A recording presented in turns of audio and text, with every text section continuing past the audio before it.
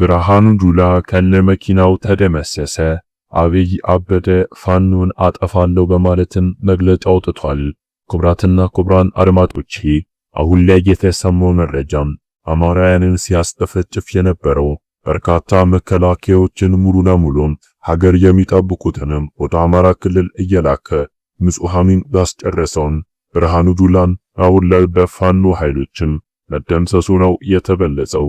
ይህንን እንደሰማን የኢትዮጵያ ጠቅላይ ሚኒስትር ዶክተር አብይ አህመድም አሁን ላይ በእጅጉን በፓርላማ በጭንቀት ከባለስልጣናቶቹ ጋር እየተወያየ ይገኛል።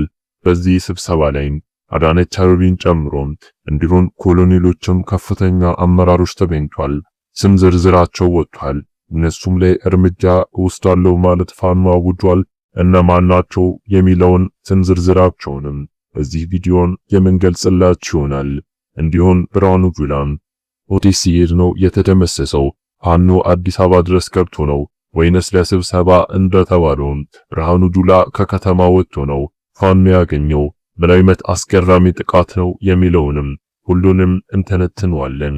ለቻናሉ አዲስ ከሆናችሁ ሰብስክራይብ፣ ቪዲዮን ላይክ፣ ኮሜንት ላይም ድል ለተገፋው ህዝብ ለአማራ እያላችሁም ኮሜንቱን አጥለቅልቁት እያልን ቀጥታ ወደ ያስጎላችሁ ዝርዝር መረጃ ጉዳዮችን በዚሁ አለፍኩም። መልካም ቆይታ ይሁንላችሁ። ወደ መጀመሪያው ዝርዝር መረጃ ሰመራም ብርሃኑ ጁላ የመከላከያ ሰራዊት ዋና አዛዥ አሁን ላይ በፋኖ ከነመኪናው መደምሰሱ ተሰምቷል። ብርሃኑ ጁላ እንደሚታወቀው አማራውያንን በእጅጉኑ ያስጨረሰ ከነዘመነ ካሴ ጋርም እንዲሁ በቀላሉ ሳይሆን በከባዱ የሚፈላለጉና ብርሃኑ ጁላውን ከአንድ 10 ጊዜም ኢላማ አድርገው ለማጥቃትና ለመደምሰስ ሞክረው ቢሆንም አልተሳካላቸውም ነበር። ግን ፈጣሪ ስላልፈቀደ ነው። አሁን ላይ ፈጣሪ ፈቅዶ ብለም አሁን ብርሃኑ ጁላ ሙሉ ለሙሉ ከነመኪናውም መደምሰሱም የደረሰ መረጃን አስረግጦም ይነግረናል። ይህ በእጅጉን አስገራሚ እንደሆነና ለአማራውያንም ትልቅ የሆነ የምስራች መረጃ ነው። እንደ ቀልድ የሚታይ ነገር አይደለም። ብርሃኑ ጁላ ተደምስሷል። በዚህም ባለስልጣናቶች በሙሉ ተደናግጧል። ቀጣይም የኛ እጣ ፋንታ ነው በማለትም እየተደናገጡና በፓርላማው ትልቅ የሆነ ሽብርን እየፈጠሩ ይገኛል። ሽመልስ አብዲሳ እንዲሁም ደግሞ ሌሎችም ባለስልጣናትም በእጅጉን ቀጣይ የኛ እጣ ፋንታ ነው፣ ምን እናድርግም፣ ከሀገር እንውጣ እንኮብልል ወይንስ ደግሞ ምንድነው ቀጣይስ እርምጃ አንተ ነህ ይሄ ሁሉ መቀመቅ ውስጥ የከተትከን በማለትም ጠቅላይ ሚኒስትሩም በእጅጉኑ አፋጧል።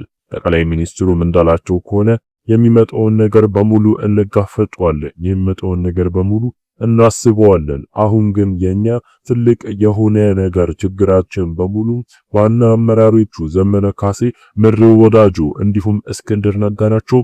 እነዚህን መደምሰሱ ላይም አትኩረን ልንሰራ ይገባል በማለትም ፓርላማ ዋና ጉዳያቸው አድርገው እንደተወያዩበት መግለጫ ወጥቷል።